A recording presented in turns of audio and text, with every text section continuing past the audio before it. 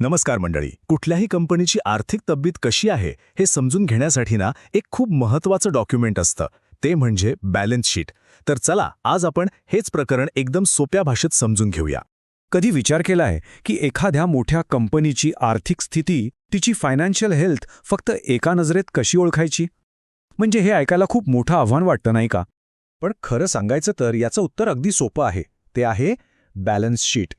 असं समजा की बॅलन्स शीट म्हणजे कंपनीच्या आर्थिक स्थितीचा एका विशिष्ट क्षणी काढलेला एक परफेक्ट स्नॅपशॉट. तर मग ही बॅलन्स शीट नक्की असते तरी काय?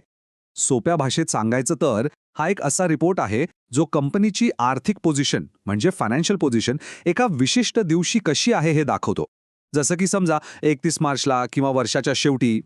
आणखी सोपं करायचं झालं तर बॅलन्स शीट मुख्यत्वे 3 गोष्टींबद्दल सांगते. एक, कंपनीकडे काय आहे म्हणजे तिची मालमत्ता किंवा ॲसेट्स. दुसरं, कंपनीला काय देणं आहे म्हणजे तिची देणी किंवा लायबिलिटीज.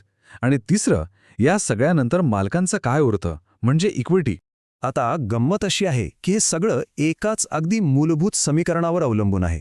खरं तर हे समीकरणच बॅलन्स शीटचा आत्मा आहे असं म्हटलं तरी चालेल. आणि ते समीकरण आहे assets is equal to liabilities plus equity. अगदी सोपा आहे पण खूप महत्त्वाचा. याचा अर्थ काय? तर कंपनीची जी काही एकूण मालमत्ता आहे ती तिच्या देणी आणि मालकाचा हिस्सा यांची बेरीज असते नेहमी. आणि यातली सगळ्यात इंटरेस्टिंग गोष्ट म्हणजे ह्या समीकरणाच्या दोन्ही बाजू नेहमीच सारख्या असतात, त्या बॅलन्स झालेल्या असतात. आणि म्हणूनच ह्याच कारणामुळे याला बॅलन्स शीट असं म्हणतात. नावामागे हे लॉजिक आहे. ठीक आहे, मग आता चला या समीकरणातले जे 3 मुख्य घटक आहेत ना, ॲसेट्स, लायबिलिटीज आणि इक्विटी, यांना एक एक करून जरा सविस्तरपणे समजून घेऊया. तर सुरुवात करूया ॲसेट्सपासून. ॲसेट्स म्हणजे काय? ॲसेट्स म्हणजे कंपनीच्या मालकीची अशी कोणतीही गोष्ट जिच्यामुळे भविष्यात कंपनीला आर्थिक फायदा होऊ शकतो. उदाहरणार्थ, कंपनीकडे असलेली रोख रक्कम, विकायला ठेवलेला माल म्हणजे इन्व्हेंटरी, फॅक्टरीमधली मशिनरी किंवा अगदी ऑफिसची इमारत. आता या ॲसेट्समध्ये सुद्धा 2 मुख्य प्रकार आहेत. पहिले म्हणजे करंट ॲसेट्स, म्हणजे अशी मालमत्ता जी साधारणपणे एका वर्षाच्या आत रोख रकमेत म्हणजे कॅशमध्ये रूपांतरित होऊ शकते. आणि दुसरे म्हणजे नॉन करंट ॲसेट्स. ही मालमत्ता दीर्घकाळासाठी वापरली जाते, विकण्यासाठी नसते, जसं की मशिनरी किंवा बिल्डिंग. समीकरणातला दुसरा महत्त्वाचा भाग म्हणजे लायबिलिटीज, म्हणजेच कंपनीची देणी किंवा जबाबदाऱ्या.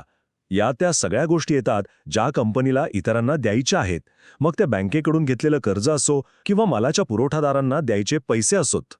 आणि मग येतो तिसरा आणि शेवटचा घटक, इक्विटी. इक्विटी म्हणजे काय? तर कंपनीची सगळी देणी फेडल्यानंतर म्हणजे सगळ्या लायबिलिटीज दिल्यानंतर जे काही मागे उरतं त्यावर मालकांचा हक्क असतो.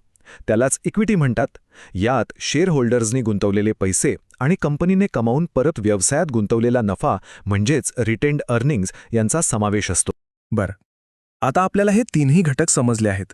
पण मग प्रश्न येतो की या सगळ्या माहितीचा उपयोग काय? म्हणजे बॅलन्स शीट आपल्याला नक्की काय सांगते? बॅलन्स शीटमधून कळणारी सगळ्यात पहिली आणि महत्त्वाची गोष्ट म्हणजे लिक्विडिटी.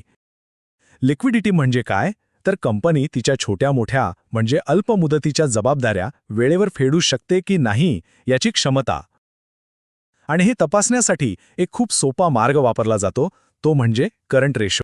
याचा फॉर्म्युला तर अगदीच सोपा आहे. करंट ॲसेट्सला करंट लायबिलिटीजने भागायचं. एक साधा नियम आहे की हा रेशो जितका जास्त असेल तितकी कंपनीची अल्पकालीन आर्थिक स्थिती मजबूत मानली जाते. लिक्विडिटीनंतर दुसरी महत्त्वाची गोष्ट जी बॅलन्स शीटमधनं कळते ती म्हणजे सॉल्व्हन्सी. सॉल्व्हन्सी म्हणजे कंपनी लाँग टर्ममध्ये म्हणजे दीर्घकाळात आर्थिकदृष्ट्या किती स्थिर आहे. यावरून गुंतवणूकदारांना किंवा कर्ज देणाऱ्यांना कळतं की कंपनी भविष्यात टिकून राहू शकते की नाही. अनेकदा लोकांचा बॅलन्स शीट आणि इन्कम स्टेटमेंटमध्ये गोंधळ होतो, पण यातला फरक खूप सोपा आहे.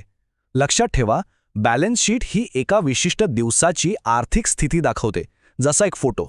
या उलट इन्कम स्टेटमेंट एका ठराविक कालावधीची आर्थिक कामगिरी दाखवते, म्हणजे किती नफा किंवा तोटा झाला हे सांगते. चला तर मग आता या सगळ्या चर्चेचा समारोप करताना काही खूप महत्त्वाचे मुद्दे लक्षात घेऊया. हो, हे लक्षात ठेवणं खूप गरजेचं आहे की बॅलन्स शीट सर्व काही सांगत नाही. तिच्याही काही मर्यादा आहेत. जसं की ती फक्त एका क्षणाचीच माहिती देते. ती मालमत्तेचं आजचं बाजारमूल्य दाखवत नाही आणि त्यातून कंपनीला किती नफा होतोय हे थेटपणे कळत नाही. पण या सगळ्या मर्यादा असूनही सोप्या शब्दात सांगायचं तर बॅलन्स शीट हा कंपनीच्या आर्थिक ताकदीचा एक आरसा आहे. ती एकाच नजरेत सांगते की कंपनी किती मजबूत आहे, तिच्याकडे काय आहे, तिची देणी किती आहेत आणि शेवटी मालकांचा हक्क किती आहे. तर मग आता पुढच्या वेळी जेव्हा आपण कुठल्याही कंपनीबद्दल ऐकू किंवा वाचू, तेव्हा हा विचार नक्की मनात येईल की तिची बॅलन्स शीट कोणती कहाणी सांगत असेल.